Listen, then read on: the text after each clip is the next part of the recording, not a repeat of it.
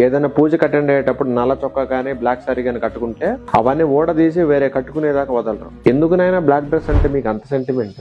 Black dress ని శనిగ్రహానికి brand ambassador చేశారు. పూర్వకాలంలో బయటికి వెళ్ళినప్పుడు కానీ పొలం పనులు చేసేటప్పుడు కానీ ఎవరైనా బ్లాక్ డ్రెస్ వేసుకుని బయటికి వెళ్తే వాళ్ళకి లైట్ గా కళ్ళు తిరిగేవి.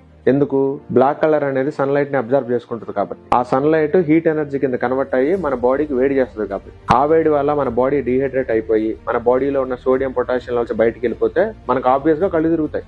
అందుకే బ్లాక్ డ్రెస్ వేసుకుని బయటికి వెళ్ళిన వాళ్ళు సాయంత్రానికి కొద్దిపాటి సిక్ అవుతారు. అదే వైట్ డ్రెస్ అనుకో, సన్ లైట్ ని అబ్జర్వ్ చేసుకోదు, బయటికి రిఫ్లెక్ట్ చేస్తుంది. కానీ బ్లాక్ డ్రెస్ మాత్రం సన్ లైట్ ని అబ్జర్వ్ చేసుకుంటది, బయటికి రిఫ్లెక్ట్ చేయలేదు. ఇవన్నీ చెప్పిన మన పెద్దవాళ్ళు అందరూ పోయారు.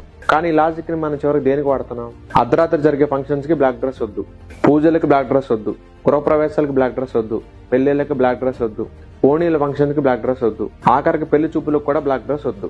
పెట్టిన పర్పస్ పోయింది, చివరికి మీ చాదస్తా మిగిలింది. బ్లాక్ వల్ల అన్ని అనర్థాలు జరిగితే అయ్యప్ప మాల వేసుకున్నాడు 41-42 రోజుల పాటు కంటిన్యూస్ గా బ్లాక్ డ్రెస్ లోనే ఉంటారు.